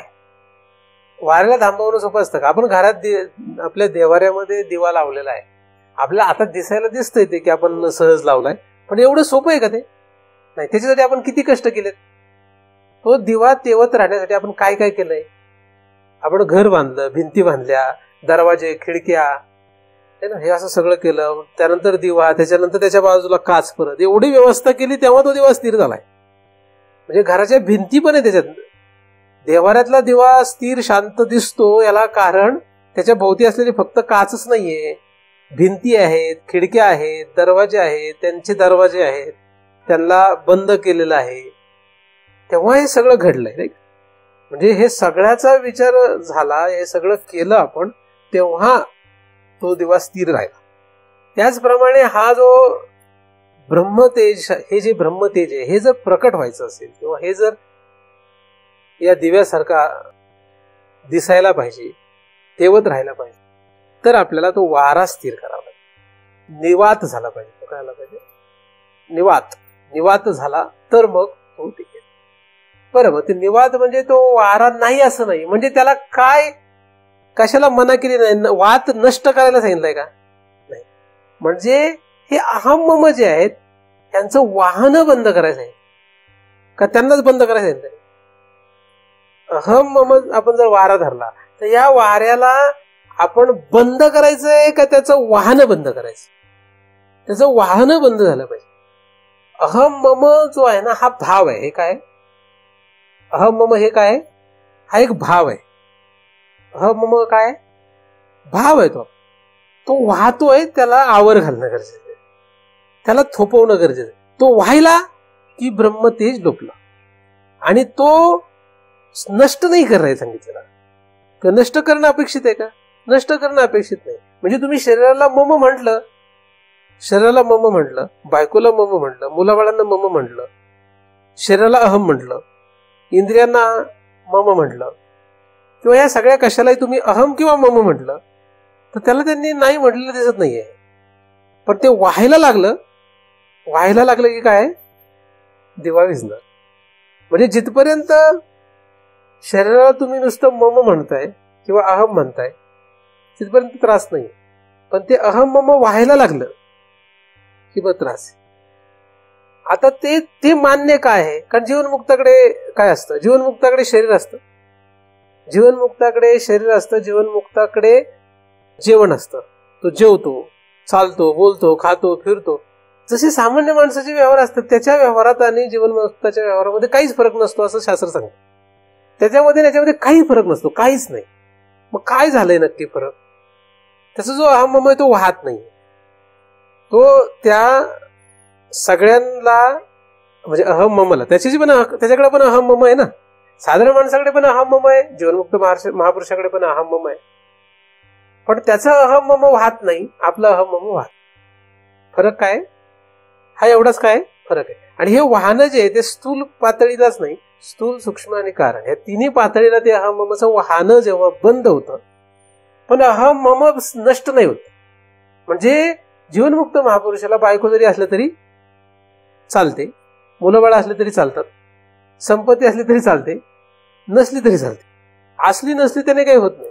म्हणून तुम्ही जर बघितलं की जीवनमुक्त महापुरुषांची जर तुम्ही उदाहरणं बघितलं तर त्यांना काहींना बायको होती, मुलं बाळ पण होती, काहींना बायको नाही, मुलं बाळ नाही, एकदमच संन्यासी होते, काही गृहस्थी होते, काही संन्यासी होते. अशी तुम्हाला उदाहरणं दिसतात. जे कोणी आपण जीवनमुक्त म्हणून मान्य केलेले आहेत अशा लोकांची चरित्र जर बघितलं तर त्यांचे चरित्र प्रत्येकाचे भिन्न आहेत. आणि प्रत्येकाच्या चरित्रामध्ये आपल्या जगण्यासारखंच जगणं आहे सगळ्यांचं, कमी अधिक प्रमाणात वेगळं. म्हणजे ज्ञानदेवांचं जगणं बघितलं तर वेगळं दिसेल, तुकोबाचं वेगळं दिसेल, एकनाथाचं वेगळं दिसेल, संत कबीराचं वेगळं दिसेल. तर प्रत्येकाचं जगणं वेगळं जरी असलं तरी सगळ्यांचा जर विचार केला तर आपल्या जगण्यात आणि त्यांच्यात फार काही याचा फरक नाही जगण्यामध्ये. नॉर्मल ते पण जेवत होते, ते पण चालत होते, ते पण बोलत होते, हे सगळं दिसतं. आता जितके जास्त वर्ष जातात तितकं आपल्याला त्या दिव्य आहेत असं वाटतं. पण तुम्ही एकदम मागे बघितलं तर आपल्याला वाटतं अरे हे काही नाही, आपल्यासारखंच एवढं काही विशेष. तुकोबाच्या काळात तुकोबा म्हणजे सगळ्या लोकांना वाटायचं काही नाही, आपल्यासारखंच आहे, एवढं काही विशेष नाही. मग काही लोकांनी अभ्यास करून लक्षात घेतलं की हा फार काहीतरी मोठा माणूस, एवढं लक्षात येतं. आता जितके ज्ञानदेवांचा काळ त्याच्या आधीचा आहे म्हणून ज्ञानदेव म्हणजे फार मोठे असे वाटत. पण ज्ञानदेवांच्या काळामध्ये लोकांना ते काही नाही, ठीक आहे, चमत्कार जेव्हा झाले तेव्हा त्यांना लोक जास्त मानायला लागले, तिथपर्यंत काही नाही. आणि असे तरी सुद्धा लोक होते की ते म्हणतात ठीक आहे, काही नाही, एवढं विशेष काही आहेत, असतात असे. त्यामुळे यांचं जगणं जे आहे हे कमी अधिक प्रमाणात आपल्यासारखंच असतं. पण फरक काय? त्यांचं अहम मम वाहत नाही, म्हणून ब्रह्मतेज म्हणजे ब्रह्मज्ञान आहे, म्हणजेच निर्विकल्प समाधी आहे. म्हणजेच निर्विकल्प समाधी म्हणजेच दीप स्थिर असणं किंवा दीप तेवत राहणं. आता दीप तेवत राहणं म्हणजे काय? दीप तेवत राहणं म्हणजे ब्रह्मज्ञान हा दीप आहे. काय दीप कुठला आहे? ब्रह्मज्ञान हा दीप आहे. म्हणून ब्रह्मज्ञान अखंड राहिलं, ब्रह्मज्ञान अखंड राहिलं म्हणजे ब्रह्मज्ञान विझलं नाही.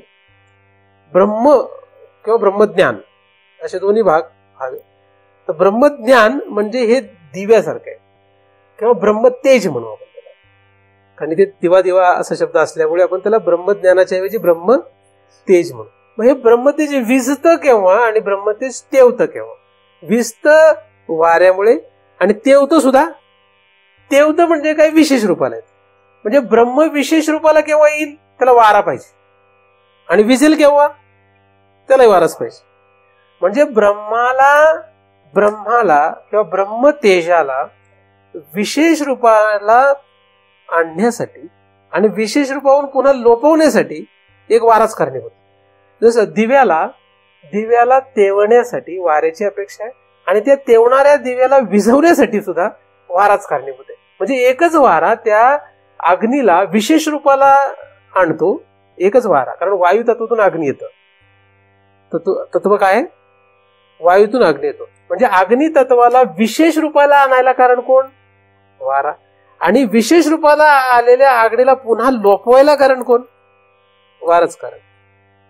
हे जसं आहे त्याप्रमाणे तत्व वगैरे जाऊ देत, आपण दिवा आणि वारा असं साधं दृष्टांत म्हणून पाहू. कारण एकदम 5 तत्वांचा विषय नाही इथे, तो विषय केला तर थोडा वेगळा अभ्यास होईल. तो विचार न करता फक्त साधारण दृष्टांत पाहतोय आपण की दिवा आणि वारा. तर दिव्याला टिकवायचं असेल तर कोण पाहिजे? आणि दिव्याला विझवायला पण कारणीभूत वाराच आहे. म्हणजे वाऱ्यानेच तो विझतो आणि वाऱ्यानेच टिकतो, वाऱ्यानेच तो विशेष रूपाला येतो आणि वाराच त्याला विझू पण शकतो. अगदी त्याचप्रमाणे ब्रह्मतेज जे आहे, हे ब्रह्मतेज विशेष रूपाला यायला एक वारा कारण आहे आणि त्या विशेष रूपाला पुन्हा गायब करायला, म्हणजे विशेष रूप लक्षात येऊ न द्यायला सुद्धा एक वाराच कारण आहे. म्हणजे सामान्य असलेल्या अग्नीला विशेष रूपाने, तेज रूपाने प्रगट करायला कारण वारा होतो. कारण आपण तेल आणि वात म्हणतो खरं, पण तो खरं कारण नाही राहत. ते आहेत, ते सामग्री आहे, ती सामग्री जड सामग्री, ती मान्य आहे. पण त्याच्यापेक्षा तेजोमय सामग्री काय आहे? अग्नी. अग्नीला तेजोमय करण्यासाठी खरी सामग्री काय आहे? वारा. वारा हा खरी सामग्री आहे. तेल आणि वात आहेच, पण वारा ही खरी सामग्री आहे, ती गरजेची आहे. तर तसंच हे जे ब्रह्मतेज आहे हे सुद्धा तसंच शोधण्यासारखं आहे. तर वारा जसा त्या सामान्य रूपाने असलेल्या अग्नीला विशेष रूपाला आणतो आणि या विशेष रूपाला असलेल्या अग्नीला पुन्हा तो लोपवतो, पुन्हा सामान्य रूपाने. तसं ब्रह्मतेज जे आहे, हे ब्रह्मतेज किंवा ब्रह्मतेज हे जे सामान्य रूपाने आहे त्याला विशेष रूपाने प्रगट करायला एक वारा कारण आहे. आता दुसरा अभ्यास मी सांगतोय. पहिला अभ्यास झाला आपला अहममचा, त्या रीतीने तुम्ही प्रयत्न केला तर ब्रह्मतेज प्रगट होईल. त्यात काही नवल नाही, साधू संतांची त्याला प्रमाण आहे. पण आता आपण दुसऱ्या एका पद्धतीने विचार करत आहोत. अहममचा आता विचार नाही, तो आहेच, तो नाही असं नाही, तो खाली एक आपण अभ्यास म्हणून ती एक प्रक्रिया पाहिलेलीच आहे. पण आता दुसरी एक प्रक्रिया आपण विचारात घेतो की ब्रह्म जे आहे हे ब्रह्म प्रकट करायला कारण, म्हणजे विशेष रूपाला आणायला कोण कारण आहे? तो एक वारा आहे. अग्नीला विशेष रूपाला कारण कोण आहे? वाराच आहे ना. तशा पद्धतीने विचार केला तर ब्रह्म हे विशेष रूपाला कसं आलं? ब्रह्म विशेष रूपाला आलं कसं? सामान्य रूपाने जे ब्रह्म होतं तेच काय झालं? ते विशेष रूपाने प्रगट झालं. म्हणजे ब्रह्म जेव्हा प्रगट झालं तेव्हा त्याला आपण काय म्हणतो? त्याला जग म्हणतो. त्याला काय म्हणतो? त्याला जग म्हणतो. जग हे जे आहे हे प्रगट झालेली अवस्था आहे, म्हणजे अव्यक्त असलेली गोष्ट व्यक्त झाली. पण हे व्यक्त व्हायला कारण कोण आहे? हे व्यक्त व्हायला जे कारण आहे ते सगळ्यात पहिल्यांदा आहे माया. ती कोण आहे? ती माया जी आहे, ही माया त्याला व्यक्त करते. ती निज माया आहे, म्हणजे त्याचीच माया आहे. म्हणजे हा वारा कोणाचा आहे? त्याचाच आहे. पण त्याला आपण त्याचा म्हणणं असा अभ्यास सोडून देऊ. आपण फक्त या दृष्टांताला धरून त्याचा विचार करणार आहोत की हा जो काहीही नसलेला जो देव आहे, काही नसलेला जो जे ब्रह्म आहे, ते ब्रह्म सर्व काही झालं. काय झालं?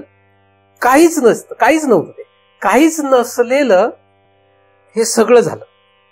हे सगळं व्हायला कारण त्याला कशाची गरज पडली? कशाच्या आधाराने घेतलं त्याने? मायेच्या आधाराने हे सगळं निर्माण केलं. तो काहीच नव्हता. काय होता का? म्हणजे सामान्य नव्हता, म्हणजे सामान्य रूपाने होता. तर ब्रह्म जे आहे हे काही नव्हतं. काही नव्हतं म्हणजे आकाशवत होतं. ते कसं होतं? आकाशवत ते ब्रह्म होतं. आकाशवत असलेल्या ब्रह्माने स्वमायेने, म्हणजे त्या आकाशाने जसा वायू निर्माण करावा, आकाशानेच काय करावा? वायू निर्माण करावा. आणि त्या वायूच्याच आधाराने जसं तेज प्रकट करावं. हे जसं महाभूतांमध्ये खेळ चालतो त्याच प्रकारे म्हणजे आकाशच वायू निर्माण करतं आणि वायूच तेज निर्माण करतो आणि त्या तेजाला पुन्हा हा वायूच खातो आणि हा दोन्ही खेळ आकाशातच चालतो. हे जसं आहे त्याच प्रकारे ब्रह्म जे आहे ह्या ब्रह्माने माया निर्माण केली. आणि माया म्हणजे ही वाऱ्यासारखी. हे काय? माया म्हणजेच वारा आहे. माया म्हणजेच काय? वारा आहे. हा वारा जेव्हा निवात असतो, म्हणजे ही माया जेव्हा काय असते? शांत स्थिर असते, तेव्हा त्या जीवाला म्हणजे त्या साधकाला किंवा त्या महात्म्याला सगळं ज्ञात होतं. त्याला सगळं काय होतं? ज्ञात. आणि जेव्हा ही माया निवात राहत नाही, ती व्हायला लागते, म्हणजे तिचं रूप बदलतं, तेव्हा ती तेज जे आहे ब्रह्मतेज ती लोकून टाकते. म्हणजे काय? माया जेव्हा असते, म्हणजे ही प्रकृती, तिला खरं माया म्हणण्याच्या आधी खरं तिला प्रकृती म्हणावं, प्रकृती म्हणू आपण. तर प्रकृती म्हणजे हा जो देव आहे, हे जे ब्रह्म आहे, हे ब्रह्मच प्रकृती निर्माण करतो, म्हणजे वारा निर्माण करतो. ही प्रकृती वाऱ्यासारखी आहे. ही प्रकृती जेव्हा निवांत असते तेव्हा तिला माया म्हणतात, आणि ही प्रकृती जेव्हा व्हायला लागते तेव्हा तिला अविद्या म्हणतात. काय होते? प्रकृती म्हणजे वारा. प्रकृती म्हणजे वारा. प्रकृती व्हायला लागली की अविद्या, आणि प्रकृती स्थिर असली, शांत स्थिर असली की माया. प्रकृती कोणाची? त्याची. प्रकृती म्हणजे प्रकृतीचेच दोन भाग आहेत. वारा जो आहे आकाशाचाच वायू आहे, आकाशाचाच वारा असतो, तसं देवाचीच ती प्रकृती आहे. त्या प्रकृतीचे दोन भाग, जसे वाऱ्याचे दोन भाग असतात, एक निवांत वारा, एक वाहणारा वारा, त्याप्रमाणे ह्या प्रकृतीचे दोन भाग आहे, एक माया आणि एक अविद्या. मग माया म्हणजे काय? माया म्हणजे निवांत, आणि अविद्या म्हणजे काय? वाहणारी. म्हणून जेवढ्यांना अविद्या आहे तेवढे सगळे विझलेले आहेत. म्हणजे जेवढ्यांना अविद्येचा संबंध आहे त्यांना ब्रह्म कळूच शकत नाही. मग अविद्या म्हणजे काय? वाहणारी प्रकृती. अविद्या म्हणजे काय? वाहणारी प्रकृती. म्हणजे काय? म्हणजे सत्वरज तम गुणांचा थैथयाट. सत्वरज तम गुण थैथयाट मांडायला लागले म्हणजे कमी अधिक झाले की अविद्या म्हणतात, त्यालाच अविद्या असं म्हणतात. आणि सत्वरज तम हे जे आहेत यांचा थैथयाट बंद होत गेला, की आपोआप ती प्रकृतीकडे जातो. किंवा सत्वरज तम जे आहेत यातला रज आणि तमचा परिणाम कमी होत गेला, म्हणजे नष्ट होत गेला, की फक्त सत्व राहतं. आणि फक्त सत्व राहिलं की तो वारा शांत झालेला असतो. प्रकृती म्हणजे काय आहे? प्रकृती म्हणजे वारा आहे. तिचं निवांत स्थिती म्हणजे सत्व आहे, तिची वाहणारी स्थिती म्हणजे रजतमांचा प्रभाव आहे. प्रकृती ही सत्व रजतम तीन गुणांची आहे. माया जी आहे ती सत्व, शुद्ध सत्वगुण म्हणतात त्याला. आणि अविद्या जी आहे ती मलिन सत्व म्हणतात. पण मलिन सत्व या शब्दामध्ये रजतमचा प्रभाव सांगितलेला आहे. मलिन सत्वचा अर्थ काय होतो? मलिन सत्व म्हणजे सत्वगुणावर रजतमाचा अटॅक. सत्वगुणामध्ये रजतम घुसले की त्यालाच मलिन सत्व म्हणतात. आणि जेव्हा हे रजतम राहत नाही तिथे, म्हणजे रजतम नष्ट होतात, रजतम काढून टाकले जातात, तेव्हा त्याला शुद्ध सत्व म्हणतात. म्हणजे प्रकृती व्हायला लागणं म्हणजे काय? सत्वगुणामध्ये रजतम घुसणे. आणि प्रकृती स्थिर असणं म्हणजे काय? म्हणजे प्रकृती न वाहणे म्हणजे काय? निवात असणे म्हणजे काय? रजतम बाजूला जाणे, निष्ठ होणे. रजतम कमी कमी होत जाणे. जितके रजतम कमी कमी तितकं सत्व वाढ, मग तितकी निवात स्थिती आहे. मग जितकी निवात स्थिती तितकी सर्वज्ञता, तितकं त्याला ज्ञान प्राप्त होणार, तितकं त्याला ते कळत जाणार. म्हणून एकच ब्रह्म प्रकृतीला निर्माण करून त्या प्रकृतीच्या दोन अवस्थेनुसार विझलेली स्थिती किंवा न विझलेली स्थिती, तेवत असण्याची स्थिती, अशा दोन स्थिती निर्माण करतात. एकच गोष्ट अशी दोन ठिकाणी जाते. म्हणजे एकच वारा जसा दिव्याला टिकवतो पण आणि एकच वारा दिव्याला विझवतो पण, तसं एकच प्रकृती त्या ब्रह्माला विशेष रूपाने प्रगट पण करते आणि गायब पण करते. आणि अधिक ती प्रकृती त्याच्यातून आलेली. म्हणजे वारा जसं दिव्याला विझवतो पण आणि तेवत पण ठेवतो, पण तो वारा आलेला कुठून आहे? त्या आकाशातून आलेला आहे. म्हणजे आकाशातच हा सगळा खेळ आहे. हे जसं आहे त्याप्रमाणे हा सगळा एका ब्रह्मातच खेळ आहे. ब्रह्माला टिकवणारा जरी सुद्धा हा प्रकृतीचा खेळ वाटत असला किंवा ब्रह्माला लोपवणारा हा प्रकृतीचा खेळ वाटत असला, तरी हा सगळा खेळ म्हणजे त्याला टिकवणं किंवा विझवणं, न टिकवणं, हे सगळं ते एका ब्रह्मातच चालतं. म्हणजे जग प्रकट असणं आणि देव प्रकट होणं, या दोन्ही गोष्टी कशावर अवलंबून आहे? या दोन्ही गोष्टी त्याच्या ठिकाणी चालतात, पण हे अवलंबून कोणावर आहे? प्रकृतीवर अवलंबून आहे. प्रकृतीची स्थिती काय? प्रकृती जी मान्य आहे का अमान्य आहे? प्रकृती मान्य आहे. प्रकृती मान्य आहे. वारा मान्य आहे, दिवा पाहिजे असेल. वारा मान्य आहे, दिवा पाहिजे असेल. तुम्हाला आकाश पाहिजे का? आकाश पाहिजे तर वारा आणि दिव्याशी घेणं नाही. त्याप्रमाणे ब्रह्म पाहिजे का? ब्रह्माकडे जर गेला तर प्रकृती आणि म्हणजे माया आणि अविद्या किंवा त्याच्यापासून निर्माण होणारं जग, याच्याशी काही घेणं देणं नाही. जो ब्रह्मात स्थित होतो, जो ब्रह्मात स्थित आहे, त्याला या खेळाशी काही घेणं देणं नाही. तसं म्हणजे जो आकाशात स्थित आहे त्याला सविकल्पक आहे, निर्विकल्पक आहे, ह्याच्याशी काही घेणं देणं नाही. निर्विकल्प सविकल्प समाधीचा अभ्यास कुठं आहे? कशासाठी आहे? खेळ सुरू झाला इकडेच आहे. जो आकाशात स्थित आहे त्याला वारा काय आणि दिवा काय, म्हणजे तेज काय, वाऱ्यातून तेज झालं काय आणि तेजाला वाऱ्याने जगवलं काय आणि विझवलं काय, याच्याशी त्याला काही घेणं नाही, कारण तो आकाशात स्थित आहे.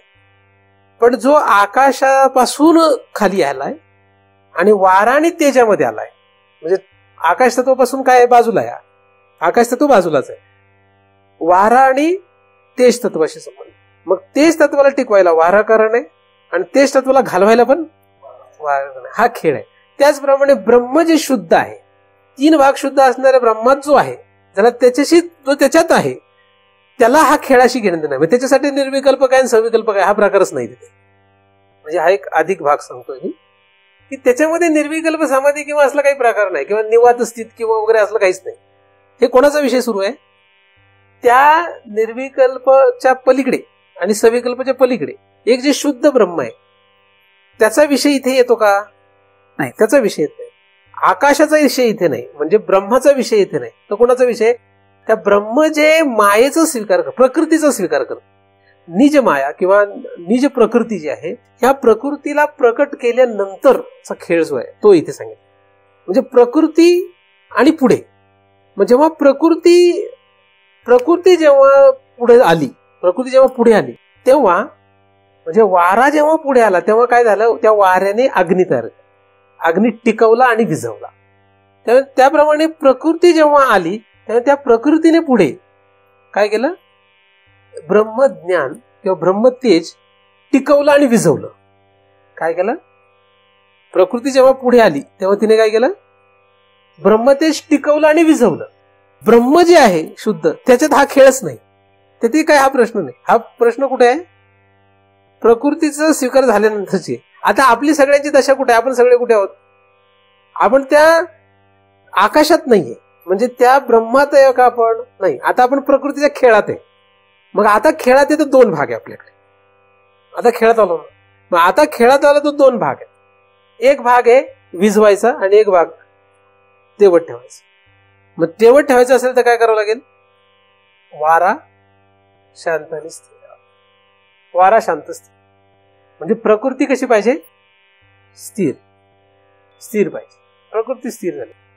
प्रकृती स्थिर तर सगळं स्थिर. प्रकृती गडबडली हे सगळं गडबड. व्यवहार ते असं. म्हणून प्रकृती तुमची कशी आहे? बरी आहे का? आज आपण विचारतो. तर कोणाचीच प्रकृती बरी? आपल्याला वाटतं हा बरा आहे. काल तर बरा होता, आज हॉस्पिटलमध्ये गेला असं आपल्याला वाटतं. का? प्रकृती स्थिर आहे असं वाटतं. नसतं तसं. तसं सगळे दिसत आहेत आज जिवंत आहेत का? आज आपण जिवंत वाटतो सगळे, पण जिवंत आहे का? जिवंत लोक म्हणतात हो काल तर वाटत जिवंत वाटत, आज तो मेला. तुला कळलं आज तो मेलेला आधीच आहे. मग ज्याला कळलं की काय मेलेलं आहे आणि काय जिवंत आहे त्याला निर्विकल्प समाधी लागलेली असते. किंवा निर्विकल्प समाधी कोणाला लागलेली असते? ज्याला कळलं काय तेवतंय आणि काय विझलंय, हे जरी कळलं तर त्याचा विषय समजतो. तर काय शोधावं लागेल? निर्विकल्प दीपवत, निवात स्थित दीपवत व्हायचं असेल तर वारा, म्हणजे दोन प्रक्रिया, एक तर तुम्ही पहिली प्रक्रियेने जा की दुसऱ्या प्रक्रियेने जा, कुठल्याही प्रक्रियेने. म्हणजे एखाद्याला जर अहम मम सुटत नसेल तर तो जर असा विचार करला की मी गुणांचा खेळ करतो, हे करतो, म्हणजे मी शुद्ध सत्वात जातो, कारण शुद्ध सत्व मान्य आहे आपल्याला, गुणातीत पण मान्य आहे, पण शुद्ध सत्व पण मान्य आहे. पण शुद्ध सत्वामध्ये भीती पण अनेक आहेत. म्हणजे काय, मी तुम्हाला सांगितलं, गुणातीत आणि शुद्ध सत्व. हे कसं आहे, निवांत ठिकाणी असलेला दिवा तो विझू नये यासाठी फार कष्ट घ्यावे लागतात. दिवा विझू नये याची काळजी कोणाला असते? दिवा विझू नये याची काळजी कोणाला? ज्याला विशेष अग्नीची हौस आहे त्याला. ज्याला सामान्य रूपाने अग्नीशी घेणं नाही, जो सामान्य रूपाने अग्नीला जाणतो किंवा ज्यांना सामान्य रूपाने अग्नी माहित आहे, तो विशेष अग्नीच्या एवढं त्याला कौतुक राहत नाही. असं पण आहे ना एक भाग. दुसरा भाग असा आहे, ज्याला विशेष अग्नीची म्हणजे दिव्याची अपेक्षा आहे, त्याला काय करावं लागेल? त्याला वारा शांत ठेवावा लागेल. जिथपर्यंत तुम्हाला विशेष दिवा कळून घ्यायचा आहे तिथपर्यंत तुम्हाला वारा शांत करावा लागेल. जेव्हा तुम्हाला सामान्य रूपाने म्हणजे विशेष अग्नीच्या ऐवजी आता सामान्य अग्नीशी तुम्हाला घेणं देणं निर्माण झालं पक्क, की त्यावेळेस तुमचा दिवा विझलेला असो का तेवत असो याने काही फरक पडत नाही. म्हणजे आपल्याला ब्रह्मतेजाशी घेणं देणं कुठपर्यंत आहे? मी तुम्हाला आधी सांगितलं की दिवा तेवत असलेला वाऱ्याने विझणं हे मान्य नाही आपल्याला. दिवा तेवतच नाही म्हणजे अग्नी विशेष रूपाने नाही, तो सामान्य रूपाने आहेच, त्याने आपल्याला काही अडथळा नाही. पण अडथळा केव्हा आहे, अडचण केव्हा आहे? तेवत असलेला दिवा जर वाऱ्याने विझला तर आपल्याला अडचण आहे. आता आपली स्थिती काय आहे? आपली स्थिती तेवत असलेला दिवा वाऱ्याने विझलाय आपला, म्हणून आता आपल्याला काय करावं लागेल? पहिल्यांदा दिवा चेतवावा लागेल. आणि मग चेतवलेला दिवा वारा निवांतच राहू देत. जसं जसं तेल संपेल तसं आपोआप पुन्हा सामान्य स्थितीला जाईल. निरंजनामधलं तेल न संपता जर दिवा विझला तर तो वाऱ्याने विझलेला असतो, तो अमान्य आहे, त्याला अपशकुन म्हणतात. आणि दिव्यातलं तेल संपूर्ण जर दिवा विझला तर त्याला कोणीच अपशकुन मानत नाही. आपलं काय झालंय? आपलं तेल भरपूर आहे पण दिवा विझलाय, आपला वारा जोरात. त्यामुळे आपलं तेल संपून जर दिवा विझला तर चालेल आपल्याला, म्हणजे सामान्य स्थितीमध्ये जाईल. म्हणजे तेल संपेपर्यंत दिवा तेवत ठेवायचा आहे. कुठपर्यंत तेवत ठेवायचा आहे? म्हणजे दिवा पहिल्यांदा चेतवायचा आहे. पहिल्यांदा दिवा चेतवायचा, वाऱ्याचा प्रभाव येऊ द्यायचा नाही आणि तेल संपू द्यायचं, म्हणजे निर्विकल्प समाधीचं शेवट. निर्विकल्प समाधी कशी प्राप्त करायची? विझलेला दिवा तेवत ठेवणं ही निर्विकल्प समाधी आहे. आणि निवात स्थिती ठेवणं म्हणजे वाऱ्याचा प्रभाव येऊ न देणे आणि तेल संपवणं आणि मग सामान्य स्थितीला अग्नीने जाणं, हे निर्विकल्प समाधीचा शेवट आहे. निर्विकल्प समाधी प्राप्त कशी करायची आहे? विझलेल्या दिव्याला चेतवण्यासारखं आहे ते. आणि निर्विकल्प समाधीचा शेवट कसा गाठायचा आहे? निर्विकल्प समाधीचा शेवट तेल संपवणं. तर आता आपल्याला काय झालंय? आपली परिस्थिती अशी आहे की आपला दिवा विझलाय, आता आपल्याला चेतवायला लागेल, म्हणजे आपलं शुद्ध सत्व गाठावं लागेल किंवा अहम ममता संपवावं लागेल. तुम्ही ज्या पद्धतीने हे दोन प्रक्रिया आपण विचारात घेतल्यात, अजून वेगळ्या पद्धतीने विचार करू शकतो, पण हे दोन आपल्याला ठीक आहे एवढ्याच. तर एक तर अहम मम संपवा आणि ती निवात स्थिती गाठा, किंवा शुद्ध सत्वत जा आणि निवात स्थिती गाठा. आणि ती गाठली की त्या अवस्थेत राहा. कुठपर्यंत? तेल संपेल. तेल संपेपर्यंत म्हणजे आपल्या संस्काराचा शेवट होईपर्यंत. आपल्या दिव्याला टिकवणार तेल काय आहे? वात आणि तेल काय आहे? तेल आहे संस्कार अनंत जन्मांचे संस्कार हे तेल आहे. आणि वात काय आहे? स्थूल आणि सूक्ष्म शरीर वातीसारखं आहे. स्थूल सूक्ष्म शरीर काय आहे? स्थूल शरीर आणि सूक्ष्म इंद्रिये हे सगळं त्या वातीसारखं आहे. त्याच्याद्वारे ते तेजोमय आहे. आणि ह्याला तेल कुठं आहे? तेल त्या संस्कारासारखं आहे. अंतःकरणात असलेले संस्कार म्हणजे तेल आहे. तेल संपले पाहिजे, तेल संपवायचं आहे आपल्याला. त्याच्यात विझले तर जिथपर्यंत तेल आहे तिथपर्यंत तो अपशकुनच आहे. जिथपर्यंत तेल आहे तेव्हा कधीतरी तो परत चेतवणार, विझणार, चेतवणार, विझणार. ते चालूच राहणार. विझवणं आणि चेतवणं चालूच राहणार. संस्कार जिथपर्यंत आहे तिथपर्यंत दिवा, म्हणजे तेल जिथपर्यंत तेव्हा दिवा टिकतो. वारा असले की विझतो. तर आपल्याला वारा आला की आपण विझणार, विझलेल्या स्थितीत राहणार. आणि जेव्हा पुन्हा वारा थांबणार, पुन्हा. कारण हा दिवा कसा आहे? हा दिवा आपोआप तेवतच असतो. त्याला तेवत ठेवायची गरज नाही, फक्त वाऱ्याचे शांत होण्यावर, न शांत होण्यावर. पण हा तरी सुद्धा नुसता वाऱ्यावर अवलंबून नाही, हा तेलावर पण अवलंबून आहे. संस्कार संपले, वारा वाहिला तरी फरक पडत.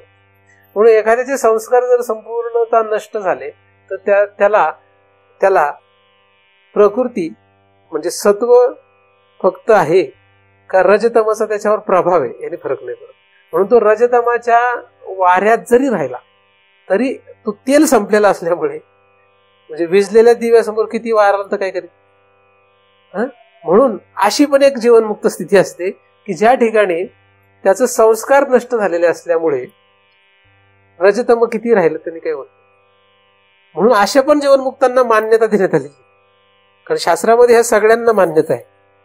जीवनमुक्ताचे प्रकार आहेत वेगवेगळे ना. त्याच्यामध्ये जो शुद्ध सत्वात असतो त्यालाही मान्यता आहे, आणि जो रजतमात आहे म्हणजे सत्व असतच, सत्व नष्ट नाही होत, ते मलिन सत्व म्हणतात त्याला. तर रजतमात पण आहे, त्याला सुद्धा मान्यता आहे. पण त्यावेळेस अट काय असते? त्यावेळेस अट असते की त्याचं संस्कार संपलेले पाहिजे. मग त्याच्या दृष्टीने जग हे विशेष रूपाने नष्ट झालेलं पाहिजे, म्हणजे दिवा विझलेला पाहिजे. विशेष रूप म्हणजे जग.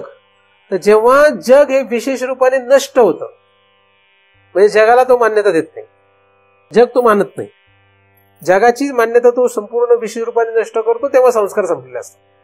असो, एकदम वेगवेगळ्या दिशेने वेगवेगळे अभ्यास सांगणं म्हणजे तुमचा जास्त डोक्यात कलह निर्माण होईल. त्याच्यामुळे जास्त काही तसा अभ्यास सांगत नाही. तर निवात स्थित दीपवत व्हायचं असेल तर एवढ्या चिंतनातून फक्त 2 गोष्टी जरी तुम्ही लक्षात ठेवल्या तरी चालेल. हे बाकीचं बरंच काही सांगितलेलं लक्षात ठेवायची गरज नाही. कमीत कमी 2 गोष्टी लक्षात ठेवा. काय की आपल्याला जर असं व्हायचं असेल, म्हणजे अशी स्थिती गाठायची असेल, तर आपल्याला काय करावं लागेल? अहम ममतेच्या लवड सवडी माते न पवतीचे गा पापोडी, या प्रमाणाला धरून अहम ममता नष्ट करायला पाहिजे. किंवा आपल्याला काय करावं लागेल? सत्व जे आहे हे सत्व टिकवत शुद्ध सत्वाकडे नेलं पाहिजे. म्हणजे रजतमाचा वारा आपल्याला नष्ट करावा लागेल. हे जर आपण केलं तरी सुद्धा आपण त्या प्रवासाने या ठिकाणी निवात स्थित दीपवत सारख्या अवस्थेवर, म्हणजे निर्विकल्प स्थितीवर जाऊ शकतो. म्हणजे अशा ठिकाणी, अशा अवस्थेच्या वेळेस आपण म्हणतो स्वानुभूती रसावेशी. मग हा स्वानुभूती रसावेश जो आहे तो मान्य आहे. निवात स्थित असलेल्या दीपासारखा, म्हणजे ती विशेष अवस्था आहे. स्वानुभूती रसावेश ही विशेष अवस्था आहे. काय विशेष अवस्था आहे? म्हणजे अग्नी विशेष रूपाने प्रगट आहे. म्हणजे ब्रह्म हे विशेष रूपाने ज्ञात आहे. ब्रह्म काय हे विशेष रूपाने ज्ञात आहे. आणि मग तेल संपल्यानंतर तोच अग्नी जसा सामान्य रूपाने स्थिर होऊन जातो किंवा सामान्य रूपाने अवस्थित होतो, त्याप्रमाणेच जेव्हा ब्रह्म हे विशेष रूपाने ज्ञात होतं तेव्हा स्वानुभूती रसावेश, आणि जेव्हा तो स्वानुभूती रसावेश मावळतो, ह्याच्यात दिलेलं नाही ते, पण स्वानुभूती रसावेश मावळणं ही निर्विकल्प समाधीची खरी अवस्था आहे, खरा शेवट येतो. तर तो स्वानुभूती रसावेश ही विशेष स्थिती आहे निर्विकल्प, की ज्याच्यामध्ये दृश्यानुवित शब्दानुवित समाधीचा उपेक्षा दडलेली आहे, पण सविकल्प समाधीचा गंधच राहिला नाही. कारण जिथपर्यंत स्वानुभूती रसावेशामध्ये दृश्यानुवित शब्दानुवित समाधीचा गंध दिसतो तिथपर्यंत काय तिथपर्यंत विशेष स्थिती आहे, तिथपर्यंत त्याला निर्विकल्प समाधी म्हणतात. आणि जसं जसं त्या सविकल्प समाधीचा गंधच नाहीसा होतो, म्हणजे काहीच संबंध राहत नाही, तेव्हा ती निर्विकल्प समाधी परिपक्व होते असं म्हणता येईल. आणि मग त्यावेळेस त्याचा तो स्वानुभूती रसावेश पण मावळतो. म्हणजे हे कसं आहे की एखाद्या माणसाला झोपेतून उठल्यानंतर काही काळ लक्षात राहतं की मी जागा आहे, मी झोपेतून उठलेलो आहे. तर जागा आहे ही त्याची निर्विकल्प समाधी स्थिती झाली, आणि मी झोपेतून उठलो ही त्याचा दृश्यानुवित शब्दानुवित समाधीचा उपेक्षा झाली. पण दुपारी 12 वाजता काय होतं, दुपारी 12 वाजता त्याला जर विचारलं तुझी काय स्थिती आहे, तर तो म्हणतो जागा आहे. त्यावेळेस तो मी झोपेतून उठलो असं म्हणत नाही, म्हणजे त्याला झोपेचा संबंध संपलेला असतो, त्याचा गंध राहतो. ठीक आहे. आणि जर अजून 3 वाजता जर आपण त्याला विचारलं तू जागा आहेस का झोपलेला आहे, तो म्हणतो जागा आणि झोपल्याचा प्रश्नच नाहीये. ही त्याची निर्विकल्प समाधी सुद्धा संपल्याची अवस्था आहे, म्हणजे दोघांचाही संबंध संपल्याची अवस्था आहे. म्हणजेच त्याची ती विशेष अवस्था सुद्धा नष्ट आहे. म्हणून ब्रह्म न जाणणे, नंतर ब्रह्म जाणणे, आणि ब्रह्म जाणणे न जाणण्याच्या पलीकडे जाणे. म्हणजे पहिल्यांदा अज्ञान आहे, मग ज्ञान आहे, मग अज्ञान ज्ञान अतीत आहे. म्हणून पहिल्यांदा मूर्ख स्थिती आहे, मग समाधी स्थिती आहे, आणि मग मूर्ख आणि समाधीच्या पलीकडे आहे. तर निर्विकल्प समाधीमध्ये जरी या ठिकाणी निवात स्थित दीपवत सांगितलं असलं तरी सुद्धा त्याच्या पुढे पण काय अपेक्षित आहे हे तुम्हाला मी या शेवटच्या चरणाला धरून सांगितलं आहे. तर याचा आधार घेऊन आपल्याला पुढे जायला काही हरकत नाही. 2 गोष्टींचा तुम्ही विचार करू शकता, त्या प्रक्रियेच्या आधारे पुढे जाऊ शकता. जे काही चिंतन झालं ते परमपूज्य सद्गुरू अनाप महाराज यांच्या चरणी अर्पण करतो आणि येथेच पूर्णविराम देतो. पुंडलीक वरदा हरी विठ्ठल श्री ज्ञानदेव तुकाराम पंढरीनाथ भगवान की जय. माऊली ज्ञानेश्वर महाराज की जय. जगत गुरु तुकाराम महाराज की जय. सद्गुरुनाथ भगवान की जय. आता विश्वात्मके देवे येणे वाकेत्ने तोषावे, तोषोनी मज द्यावे पसायदान हे. जे खळांची व्यंकटी सांडो, तया सत्कर्मी रती वाढो. भूता परस्परे पडो मैत्र जीवांचे, दुरितांचे तिमिर जावो.